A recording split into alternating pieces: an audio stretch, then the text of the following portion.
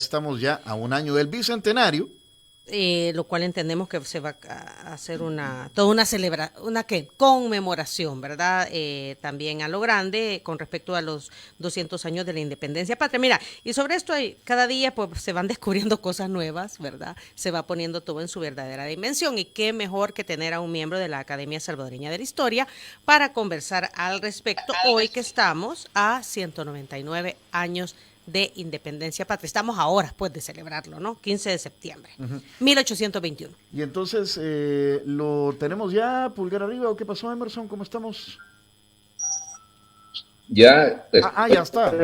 Sí. Solo si puede activar la cámara. Puedo activar la cámara.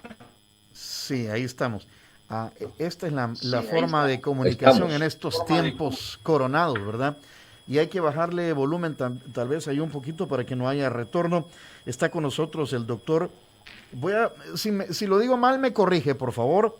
Es solamente Knut Walter Franklin. Knut Walter Franklin, vaya, ya me evitó ahí porque yo le iba a decir de otra forma. Cabal, bienvenido. Mucho gusto, doctor.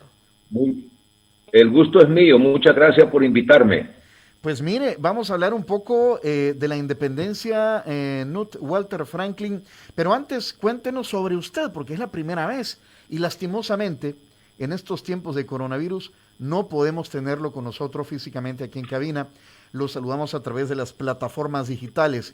Cuéntenos un poco su trayectoria dentro de la academia, doctor. Pues a mí me incorporaron en el año 2003, no me acuerdo exactamente, y nos hemos estado reuniendo pues desde entonces 1 o 2 veces al año. En el último año pues relativamente poco por el tema, claro, de la pandemia. Claro. Esa es mi trayectoria en la academia. Y cuando nos lo recomiendan para hablar de temas relativos a la independencia patria, ¿es que usted ha ahondado más en ese tema? No, mi especialidad, digamos, en el estudio de la historia es más bien el siglo XX, pero en vista de que he impartido cursos de historia nacional e historia centroamericana, pues he tenido que estudiar mínimamente el tema del proceso de independencia, que es básicamente el mismo para todos los países de Centroamérica. En realidad es un proceso de independencia de la región centroamericana, ¿verdad? Doctor. Es correcto.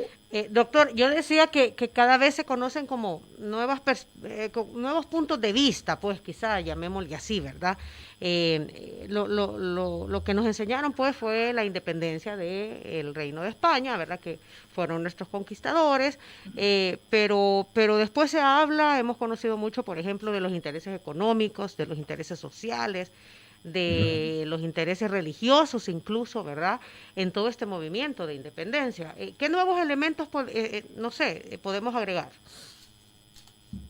Bueno, uno de los planteamientos que se discute, no es que sea algo debatido, pero es interesante. El Salvador ha tenido en realidad 3 independencias. Tuvo la primera del 15 de septiembre de 1821, que fue la independencia de la región centroamericana del gobierno español. Pero después recordemos que México intentó apropiarse de Centroamérica, incorporarla al imperio mexicano, y por lo tanto la región tuvo una segunda independencia en 1824, cuando finalmente se estableció pues la República Federal de Centroamérica. Y El Salvador en 1852 se separó a su vez o dejó ya de insistir en la Unión Centroamericana y se declaró como república independiente de todo. Pues fue en 1852 que podemos decir que El Salvador ya desistió de los intentos de recrear la Federación Centroamericana. Pero bueno, ese es un tecnicismo. En realidad la verdadera independencia es el 15 de septiembre.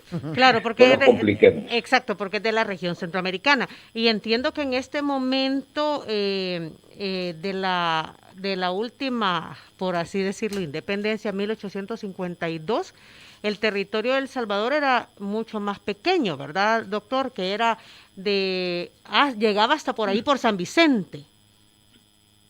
No, el territorio ya para ese momento estaba establecido claramente.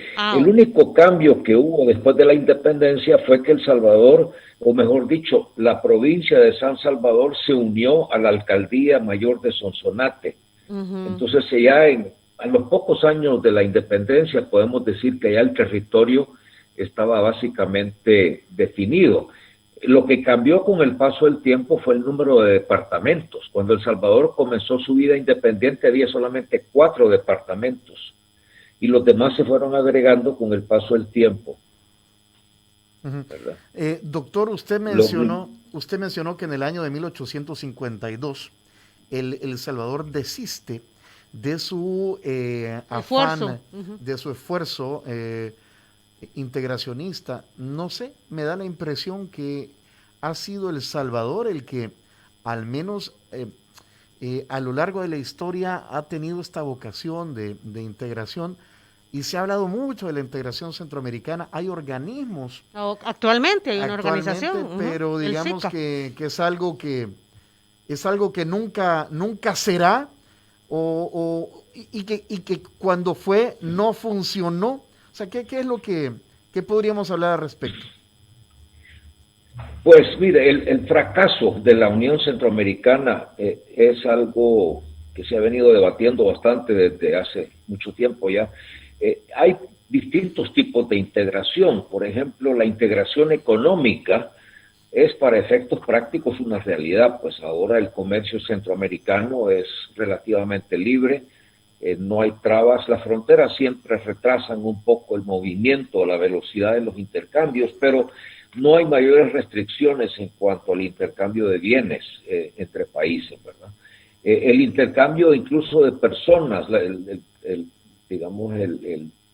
el movimiento de poblaciones en el CA4 por lo menos es relativamente libre también.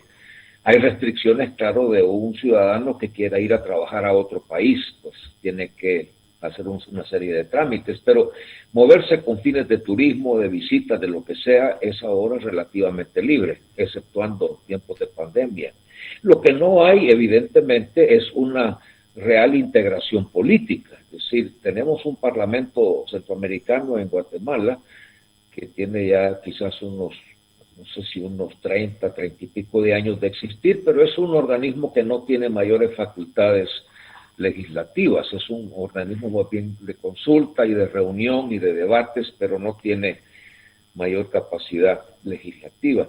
Entonces es la integración política la que todavía está, digamos, un poco en el aire, ¿verdad? Pero es lo mismo en la Unión Europea. La Unión Europea tiene una plena integración económica, pero todavía los gobiernos nacionales existen, ¿verdad? Okay. ¿Y a qué se debe, a qué se ha debido, mejor dicho, doctor, reiterando la pregunta de Tony, el que El Salvador es el que siempre ha buscado esta unificación, pero al final no ha tenido el acompañamiento? Incluso líderes de otras nacionalidades de la región centroamericana han buscado esa integración desde El Salvador o llevando la batuta de alguna manera a El Salvador. Sí, sin duda alguna, El Salvador, bueno, desde Gerardo Barrios, que fue el último de los seguidores de Morazán en intentar de recrear la Unión Centroamericana, hubo otros intentos también posteriormente. Por ejemplo, el presidente de Guatemala, Justo Rufino Barrios, en 1885 intentó la unión por la vía de las armas y fue el que murió pues en Chalchuapa en la batalla cuando él entró al territorio salvadoreño con su ejército con miras a imponer la federación o la Unión Centroamericana a la fuerza. No prosperó. Tipo conquista, doctor. Pues sí, con las mejores intenciones, pero con los medios equivocados quizás. No, él tenía la intención pues de promover su propio poder político a través de la integración centroamericana. Lo cierto es que todos los intentos de integración por la vía política o por la vía de las armas, la integración política, digo, han fracasado hasta ahora. Muy bien, decía Diana Verónica también que, pues desde pequeños se nos inculca, nos enseñan, nos cuentan la historia que a través de ustedes hemos conocido el término la historia de bronce, ¿verdad? Pero hay muchos detalles y muchos otros factores que fueron los detonantes de esta independencia, que mañana pues son 199 años. ¿Qué es lo que, Sí. a lo largo de estudiar todo esto, qué es lo que más le ha llamado la atención como historiador de este proceso de independencia de nuestro país? Bueno, en el caso de Centroamérica, a diferencia de la mayor parte de las otras regiones de la América española, a Centroamérica la independencia llegó más o menos por la vía pacífica. Aquí no hubo guerras de independencia. Aquí la independencia fue un acto más bien administrativo que se firmó en la ciudad de Guatemala el 15 de septiembre, cuando los dirigentes políticos de la región se dieron cuenta de que la independencia era prácticamente inevitable. Es decir, en Sudamérica los ejércitos de Bolívar y de San Martín ya habían avanzado mucho en la expulsión o derrota de los ejércitos españoles, y en México, claro, se estaba dando ya también el proceso de independencia definitivo. Entonces, los dirigentes políticos de Centroamérica, o los de la ciudad de Guatemala al menos, dijeron, bueno, miren, si por el sur y por el norte ya viene la independencia, nosotros no nos podemos quedar atrás, porque si postergamos esto, si demoramos esto, nos van a llegar a invadir, pues, y nos van a hacer independientes por la fuerza. Uh-huh. Es más, después de la independencia del 15 de septiembre, pues el emperador Iturbide mandó un ejército para incorporar a Centroamérica a la fuerza, pero eso no prosperó. A lo que voy entonces es que Centroamérica tuvo la suerte, por decirlo así, de llegar a su vida independiente sin guerras, pues sin destrucción. Lo tremendo fue que las guerras vinieron después. Las guerras federales, las guerras en las que peleó Morazán y Arce y diversos caudillos bueno, ahí nos podemos pasar días hablando de eso, a veces por ambición personal, a veces por posiciones ideológicas. Las guerras federales pues duraron 15 años más o menos, entre 1825 y 1840, y fueron guerras, sobre todo para El Salvador, fueron guerras sumamente destructivas, porque El Salvador en 1821, al momento de la independencia, fíjese usted, el 90% de lo que toda Centroamérica exportaba era añil, y el 90% de ese añil se producía aquí, en El Salvador. Es decir, El Salvador era la locomotora económica de toda la región. En Guatemala se producía un poco de cochinilla, que es otro tinte rojito que lo sacan de los insectos, del nopal, pero el grueso de las exportaciones eran añil. Entonces, quien tenía control sobre El Salvador, tenía control sobre el más importante producto de exportación, el mayor generador de riqueza. Y por eso es que El Salvador se convirtió pues en el teatro de muchos combates, porque era el premio más importante. ¿Y quién manejaba esta producción, doctor? Bueno, el añil tiene la característica, a diferencia del café, que cualquiera con varias manzanas de tierra podía cultivarlo. El añil no necesita grandes inversiones en beneficios o en molinos ni sin nada, sino que necesita pues los tres tanques de agua para procesar el añil, y el mismo añil se da de manera silvestre. Si usted agarra una bolsa de semilla, la va tirando, no tiene que arar ni cuidar ni nada. Es más, el añil se puede dar junto con el ganado. El ganado no se come el añil, no le gusta. Es decir, el añil es un producto, digamos, un cultivo muy democrático, en el sentido de que cualquiera con un poco de tierra puede cultivarlo. ¿Sí? Y antes de, digamos, 1850, el añil era uno de los pocos tintes que tenía la industria textil para darle color a las telas. Lastimosamente el añil solamente se daba en color azul, pues no había añil de otros colores, era un poco limitado. Pero lo que finalmente hundió al añil como producto de exportación fue la invención de los químicos, los tintes químicos, los añiles químicos fue el que los alemanes inventaron un poco más adelante, y eso hundió al añil casi por completo, ¿verdad? Pero en el momento de la independencia, repito, El Salvador era el principal productor de riqueza de exportación de toda Centroamérica. A partir del añil. Ajá, pero no, Por el añil, exactamente. pero no me lo quedó claro, doctor. O sea, lo cultivaban todos entonces. En algunos, es que no en todos lados, porque el añil pues no se da en terrenos más o menos abiertos. Había mucha producción en San Vicente, en Chalate, en el oriente sobre todo. La producción en el occidente no era tanta, porque en occidente había todavía pues muchas comunidades indígenas que tenían sus propias tierras y se dedicaban al cultivo de granos básicos, de alimentos de la canasta básica. Para la supervivencia. Exactamente. En cambio, en Oriente, pues había una mayor facilidad de tierras y disposición, pues, a cultivar añil. Ok. Y ahora, ¿y esta producción o todo este manejo logístico de la exportación del añil en manos de quiénes estaba?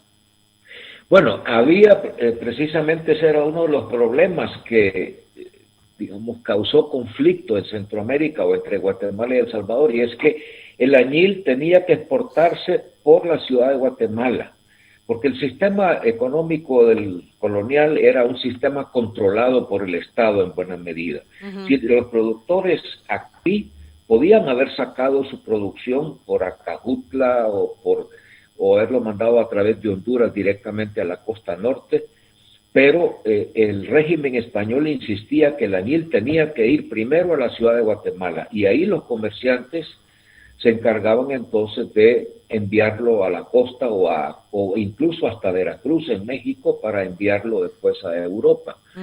Y claro, los comerciantes en la ciudad de Guatemala se quedaban también con su tajada, y eso creó mucho resentimiento entre los productores aquí, y fue uno de los motivos pues que causó cierto tipo de fricción con las autoridades guatemaltecas. Eso fue minando y fue llevando precisamente a buscar, la independencia pues de Guatemala, económica, de Guatemala. Exactamente. ¿A partir de cuándo comienza entonces ya El Salvador a tener su propia independencia económica, que se deja de salir este producto a través de Guatemala?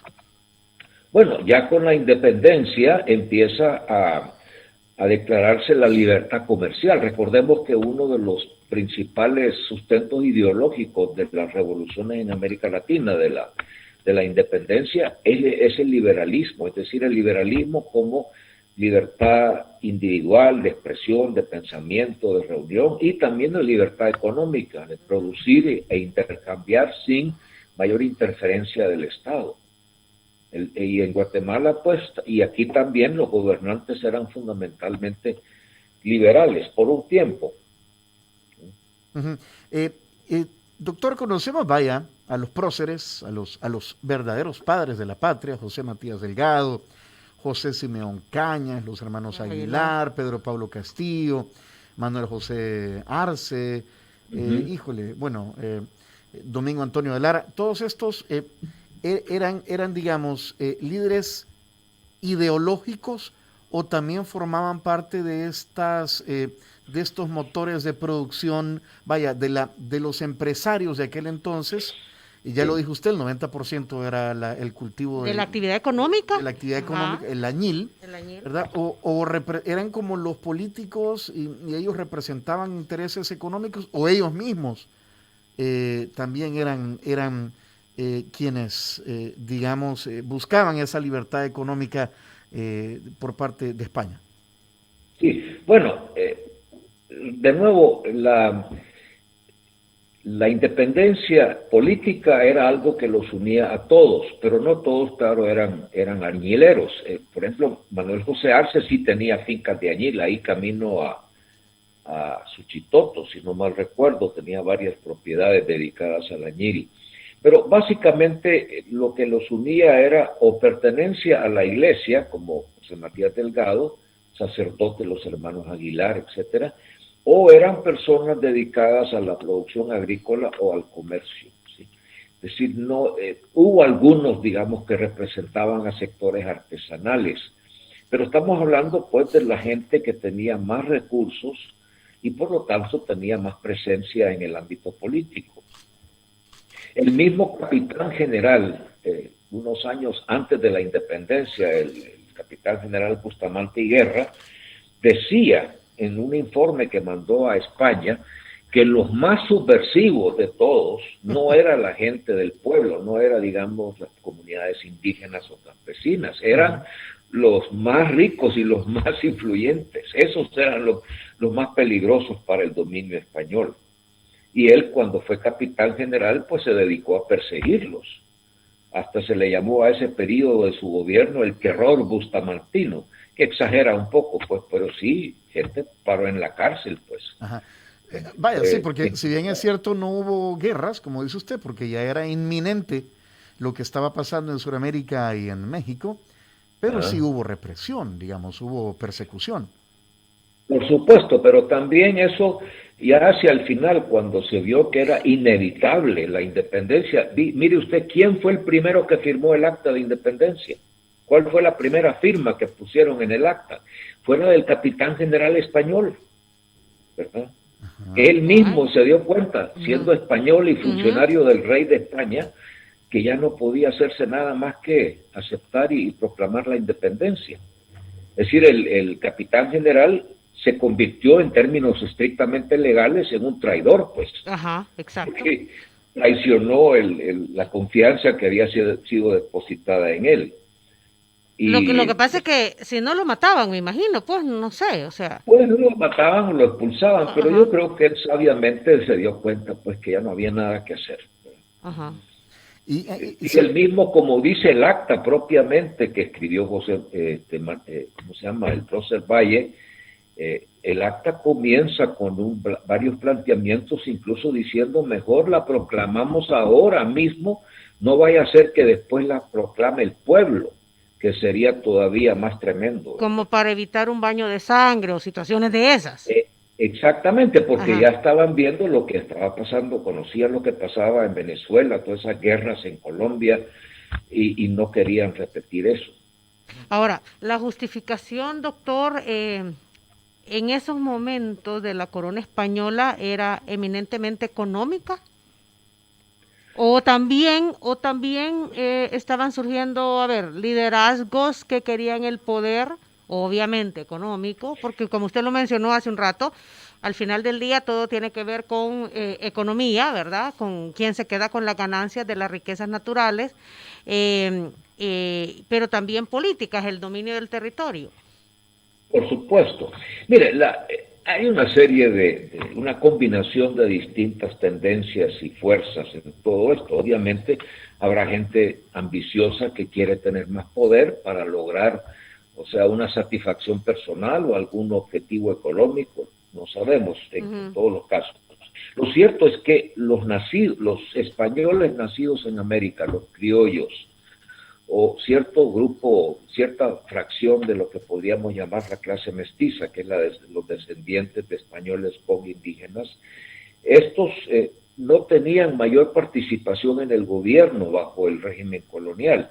Eran marginados, pues, porque todos los funcionarios llegaban desde España. El único espacio donde había cabida para los nativos, los criollos, era en las alcaldías, en los consejos municipales. Y es por eso que en los consejos municipales es que empiezan a darse también las primeras manifestaciones de independencia, pues los cabildos, como se les llamaba. Pero lo que pasa es que las cabezas municipales seguían siendo españolas. No, los alcaldes podían ser criollos. Podían ser criollos, ajá. Sí. Los que tenían que ser españoles eran los intendentes, los gobernadores, los capitanes generales, la administración del imperio propiamente, la administración colonial. Pero a nivel de las alcaldías, de los cabildos, sí, la participación era propia de los criollos. De los criollos. Por cierto que los criollos no eran electos necesariamente, muchas veces compraban el cargo. compraban el cargo pues de miembro del Consejo Municipal, de concejal. Ajá, ok. Hay cosas que no cambian, ¿verdad? Hay cosas que no cambian. Bueno. Ahora hasta ahí lo voy a dejar. Y mira, y seguimos con el tema del interés económico, ¿verdad? Sí. Pero porque me imagino, doctor, que si bien es cierto, vaya, compraban el cargo o eran puestos de dedo, también no tenían mayores poderes de decisión. No, sí, mire, había una contradicción, vaya, en términos económicos. Estaban aquellos que querían que el comercio fuera libre y aquellos que querían que siguiera más o menos controlado por el gobierno, que todo tuviera que pasar por Guatemala. Uh-huh. Uno de los, digamos, más importantes elementos subversivos de esta situación era la colonia inglesa en Belice, porque los ingleses se habían apropiado de Belice, poco a poco se fueron metiendo hasta que finalmente España tuvo que aceptarlos. Nunca se dio la soberanía de Belice. Uh-huh. Siguió siendo pues parte del Imperio Español, pero tuvieron que otorgarle permiso a los ingleses para sacar madera y eventualmente para establecer ahí un centro comercial. No digo un centro comercial. Sí, no, ajá, un centro de comercio, ajá, un punto. Un centro de comercio, ajá, un centro de comercio, ajá. Y claro, como el comercio con los ingleses era por lo general prohibido, porque eran enemigos de España, entonces los ingleses ahí se dedicaron al contrabando con Centroamérica. Y en ese negocio del contrabando participaban todos, es decir, entraban telas inglesas, entraban maquinarias, entraba todo de Inglaterra, o sea, que era pues la gran potencia oficialmente no había comercio con Inglaterra. No, pero era contrabando. Compraban a los españoles y entonces por ahí entraban las cosas. Y sí, era una relación ganar-ganar con los que estaban en Belice y los que estaban en el resto de Centroamérica, pues. Claro, entonces cuando se da la independencia, uno de los primeros problemas que tiene el gobierno federal, que tiene Manuel José Arce, es cómo resolver el problema de Belice, porque la Federación Centroamericana quiso reclamar soberanía de nuevo, quería pues incorporar a Belice, uh-huh. Y los ingleses dijeron que no. Y eventualmente, pues, bueno, Belice eventualmente se independizó. Hace poco, ¿verdad? Sí, ajá. Claro. ¿Hace cuántos años fue la independencia de Belice, que dejó de ser colonia inglesa? Uy. Fue hace como 30 años, ajá, creo. Ajá, si no es mucho, ¿verdad? Belmopán. Mire, yo me acuerdo que de Belmopán chiquito es la capital. Uh-huh. De pequeño vivimos, mi familia, mis papás y yo vivíamos en Guatemala. Hablo de los años 50, la década de los 50, y de todos los lunes en el colegio. Usted era de los potentados entonces. De la no familia. Lo crea. Se quedó la familia donde estaba la actividad económica, pues de dónde. No. La independencia de Belice fue el 21 de septiembre de 1981. Imagínese, hace poco, vaya. Ajá, 40 años. Pues todavía en la década de los 50, todos los lunes en el colegio cantábamos el himno de Guatemala y después teníamos que levantar el puño y decir, Belice es de Guatemala. Ajá. Imagínate, bueno, Guatemala se negó en aquel entonces a reconocer a Belice como nación independiente, pues. Así es, sí. Así es. Uh-huh. Sí, los ingleses tuvieron que hasta mandar tropas para evitar que Guatemala, bueno, sí. quizá invadiera Belice. Mire qué interesante charla, me llamó la atención también la figura, lo que usted dijo del pensamiento liberal en aquel entonces. Liberales y conservadores se han dado duro en este país y todavía, ¿verdad? Uh-huh. Pero la figura de un presbítero del doctor José Matías Delgado, siendo parte de la Iglesia Católica con pensamiento liberal. Es una contradicción. Mire, José Matías Delgado era un republicano. Es decir, era muy republicano en su pensamiento y era también sacerdote de la Iglesia Católica. Ajá. Por eso es que finalmente tuvo ese gran pleito pues con el Vaticano. Y si no mal recuerdo, a José Matías Delgado lo excomulgaron o lo marginaron, lo echaron de su condición de religioso, sí, de sacerdote. Sí, ajá. sí. Fue expulsado, por así decirlo. Claro, pero no es el único caso. Ha habido muchos sacerdotes en distintas partes de América que han también luchado por causas que no son propias de la Iglesia o aceptadas por la Iglesia. Ha habido sacerdotes que se han hecho guerrilleros, pues ha habido sacerdotes que han incursionado en la política, que no deben de hacerlo. Y siguen haciendo. Claro, claro, bueno, Monseñor Romero fue una persona que tuvo una participación política destacada en los años 70 aquí, ¿verdad? Claro, claro. Bueno, volvamos al, volvamos al tema de Centroamérica. Vaya. Mire, doctor, y el primer presidente de Centroamérica fue Manuel José Arce. Manuel José Arce. Es que yo no sé de dónde he escuchado. De Arce y Faguaga. Que también. Por ahí. Que fue momentáneamente Matías Delgado. No. No. José Matías Delgado, después de su pleito por querer hacerse del obispado, después como que ya pasó a segundos planos. Ya no figuró mucho. Ok. Lo sacaron de la jugada, como decimos en Salvador. De la jugada. Pero realmente, si tendríamos que designar a un padre de la patria, ¿quién sería, doctor, a su juicio?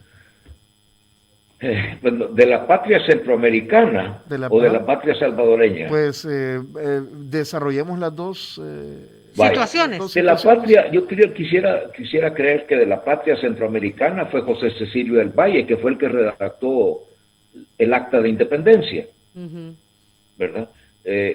Pero José Cecilio del Valle también es una figura problemática, porque él, hasta el momento en que se firmó el acta, seguía siendo un funcionario del gobierno español. ¿Sí? Fue un personaje así como un intermediario entre las corrientes independentistas y las que eran más conservadoras. Él se la jugó bien, pues. Pero aparte de eso, pues mire, los distintos países reclaman sus propios próceres, ¿no? Yo diría que Arce es quizás el más importante por ser el primer presidente, aunque también él pues tuvo problemas políticos después y fue declarado pues contrincante en su momento por otros grupos. Vamos a ver. Y en el caso del Salvador, yo diría que es que mire, Morazán, que es quizá la figura más importante del tiempo de la Federación, él no participó en el proceso independentista, pero es el más reconocido. Aquí en San Salvador está la Plaza Morazán y la Plaza Barrios. Bueno, su tumba está aquí. Exactamente, sí. Bueno, yo diría que Valle fue el más intelectual de todos. José Cecilio del Valle fue un hombre que se carteaba con los grandes pensadores norteamericanos, que tenía correspondencia con Benjamin Franklin. Es decir, era una persona muy intelectual, digamos, un poco más intelectual, sí, y bueno, más estratega de repente. Él tenía así como también un gran sueño. Él pensaba que Centroamérica podía ser en su momento el gran emporio del mundo, es decir, por el tema del canal, ¿verdad? Que ya estaba dando vueltas ahí en la mente de algunas personas. El canal centroamericano a través de Nicaragua, por supuesto, con sus grandes lagos y su río San Juan. La idea, pues, de... Y tanto que lo criticaron a Daniel Ortega, que con los chinos iba a ser el canal, que no sé qué, y esto viene ¿de qué? Sí, desde los españoles. Desde los españoles, Pero bueno, lo cierto es que Valle tenía pues esa idea, esa visión de futuro de Centroamérica, una región próspera, dinámica y pues un emporio del mundo donde llegarían Asia y Europa a unirse en el intercambio. Pero vendida como una área toda Centroamérica. Claro. Pero es que en algún momento... la idea de Centroamérica es algo que todavía no se ha terminado pues de ordenar y de configurar. Todavía estamos creyendo que es posible, pero no damos ningún paso decisivo en esa dirección. Son más bien medidas de tipo económica, de comercio que se han establecido, pero figúrese usted que aún en los mejores tiempos, del mercado común centroamericano, nunca hubo una instancia regional con poder. Nunca hubo, digamos, como en Europa está la Comisión Europea, en Bruselas, la Comunidad Económica Europea, Sí. Aquí nunca hubo, digamos, ni siquiera un ejecutivo regional para la construcción y el mantenimiento de las carreteras, sino que cada país hacía lo que podía con sus carreteras. Entonces tenemos tramos que eran muy buenos y otros que eran terribles. Mire, En mire, vez de tener, dele, doctor, dele. no, en vez de tener una instancia realmente regional con dinero, con presupuesto y con autoridad política era para impulsar proyectos.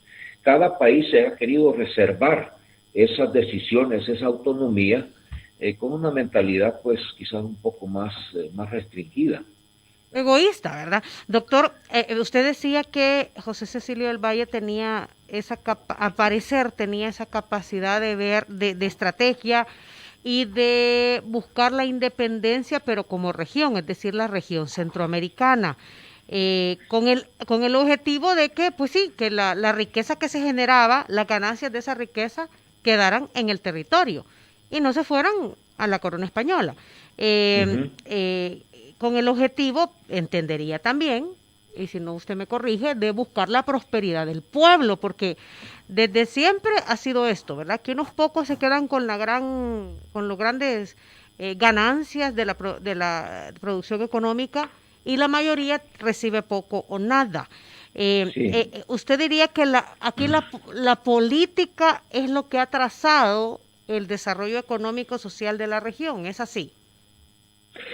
Pues mira, hay ciertas características que son económicas, otras políticas. Yo diría que en el caso de Centroamérica, la región nació a la vida independiente muy pobre, pues, y con una población bastante reducida y muy dispersa. Fíjese que en toda Centroamérica se estima que al momento de la independencia no había más de 1 millón de personas.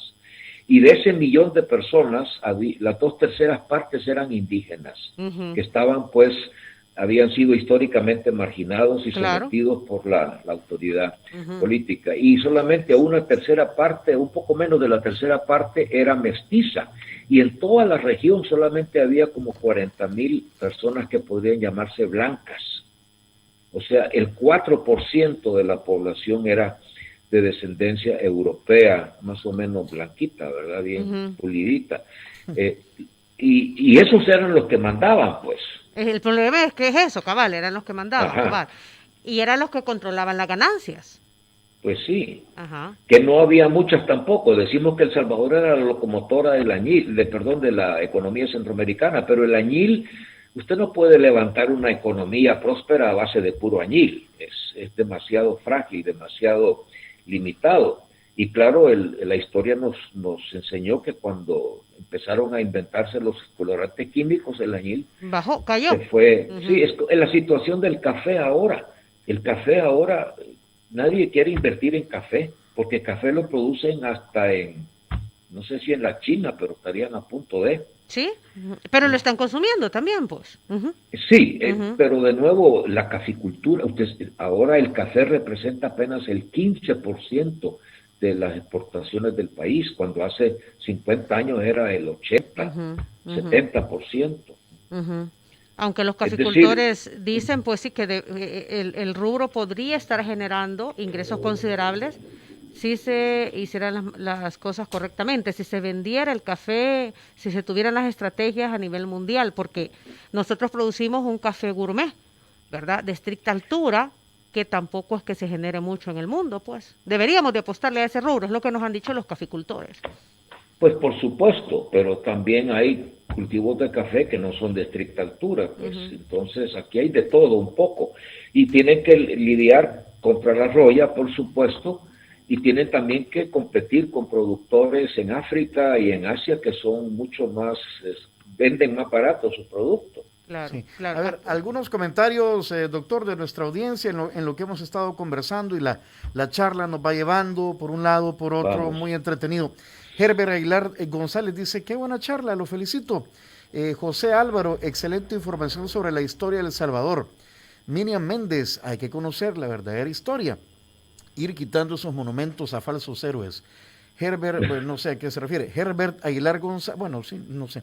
Herbert Aguilar González, ¿qué tan cierto es que El Salvador trató de anexarse a los Estados Unidos? ¿Y nos rechazaron? Bueno, este es un caso bastante único y fue por razones fundamentalmente de emergencia. ¿Por qué? Porque el ejército que mandó México a tomar control de Centroamérica fue aceptado por los guatemaltecos, pero fue fundamentalmente rechazado por la población salvadoreña, por los dirigentes políticos salvadoreños.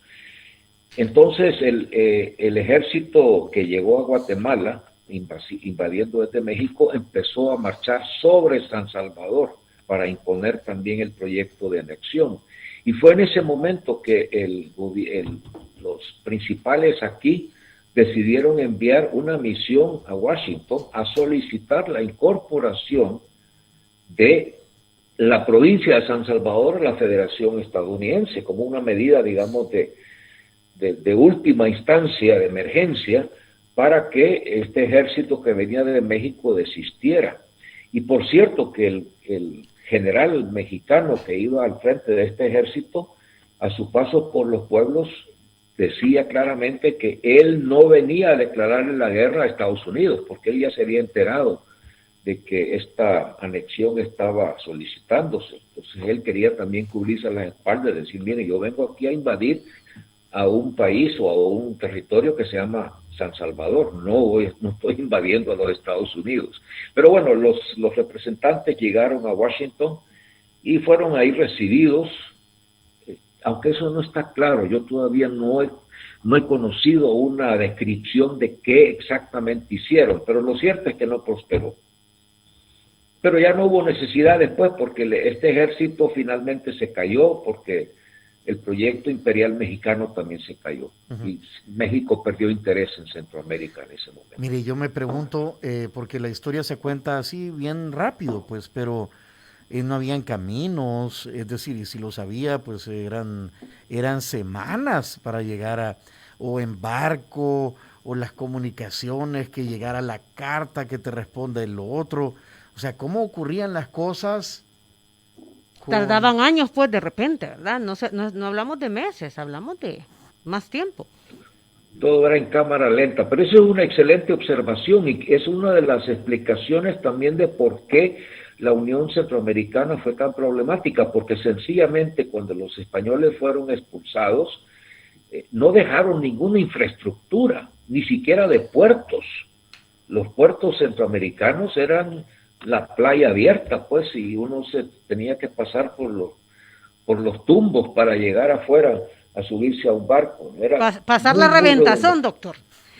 Exactamente. Ajá. Pues mire, si usted sabe que el primer puente sobre el río Lempa fue hace apenas hace como 85, 90 años. No, menos, fue en 1930. Es decir, hace apenas 90 años. 90 años. Sí. Y después el puente, el que construyó en tiempos de Martínez en el 44, que fue el que voló la guerrilla al comienzo de la guerra.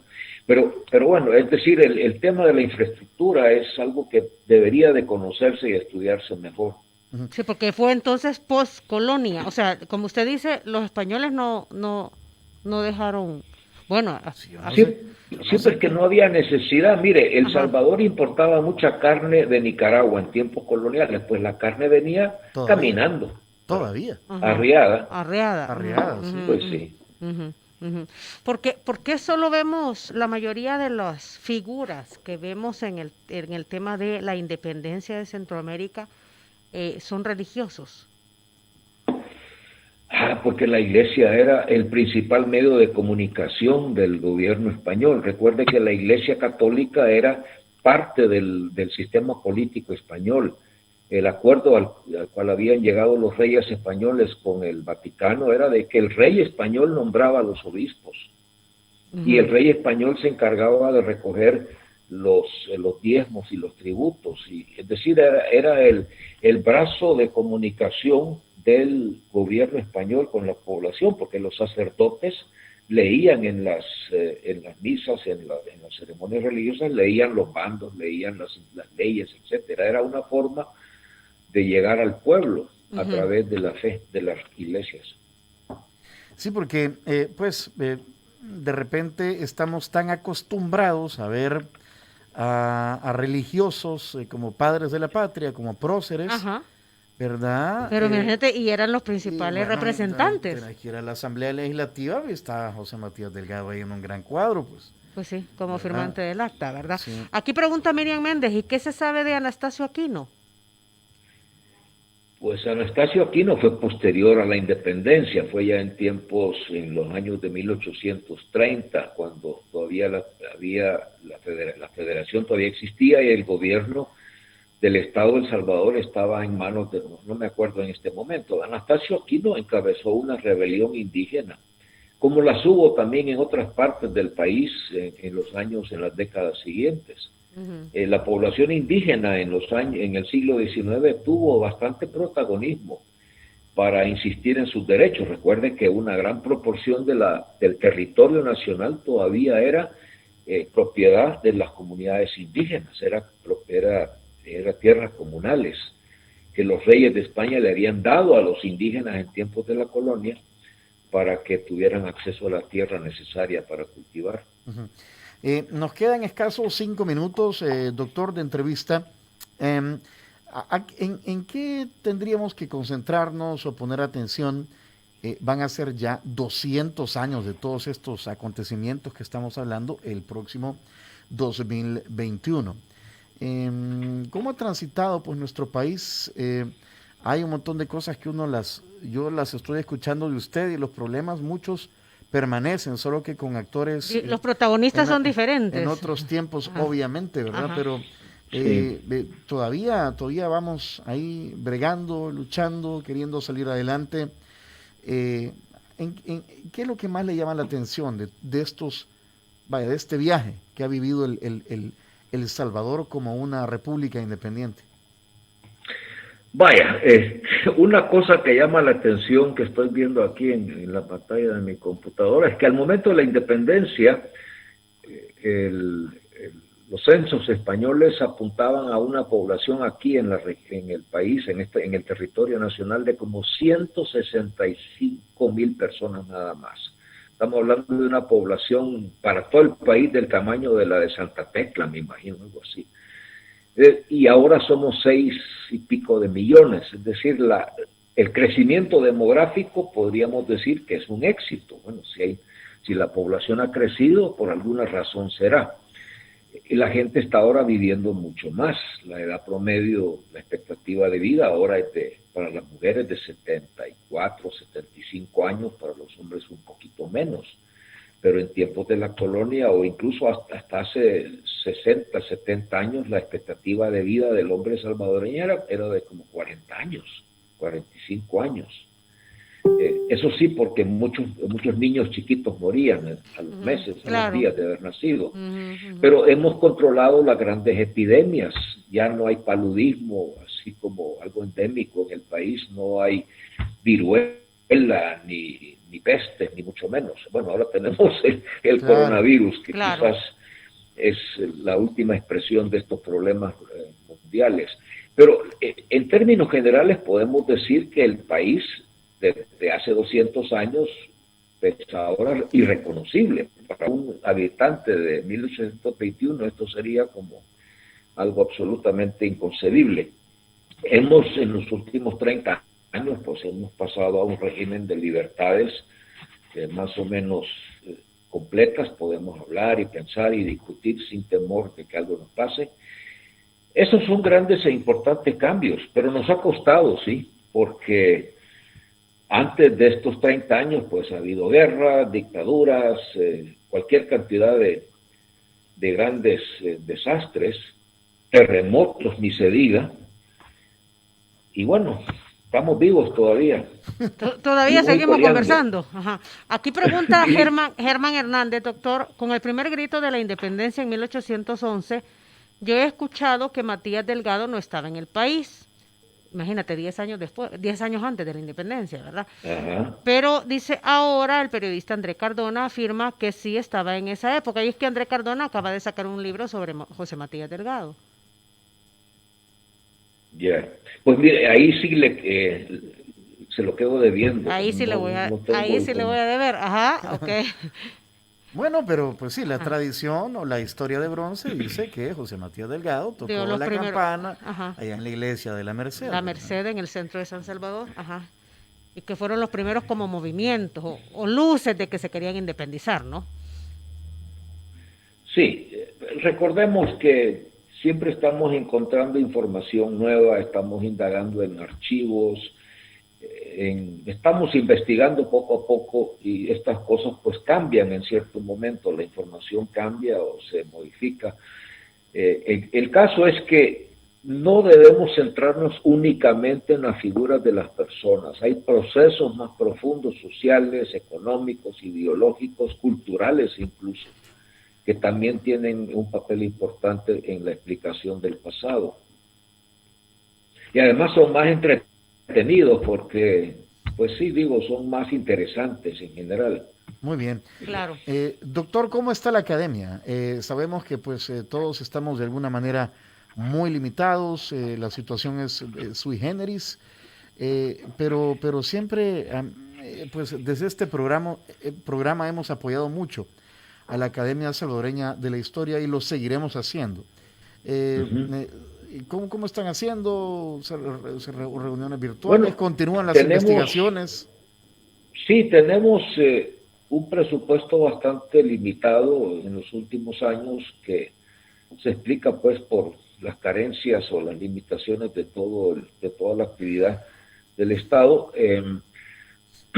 Hemos querido proyectarnos hacia afuera, lograr ingresos a través de otras actividades, cursos libres, charlas, etcétera, pero al fin de cuentas las academias de historia en toda América Latina y en España tienen pues un importante aporte de los gobiernos y esperaríamos que eso se reactive en algún momento. Mientras tanto, pues tenemos la sede allá por el Palacio de los Deportes y tenemos una biblioteca que está abierta, si no mal recuerdo, bueno, ahora está cerrada, sí, pero una biblioteca con bastante material para todos los que quieran investigar el tema de la historia.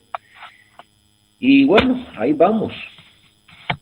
Ahí vamos, dice, Ay, bueno. cabal, Ahí ahí vamos. vamos tratando de que las cosas se normalicen, ¿verdad? Tenemos pendiente con Tony un recorrido a la casa sede de la Academia Salvadoreña de la Historia.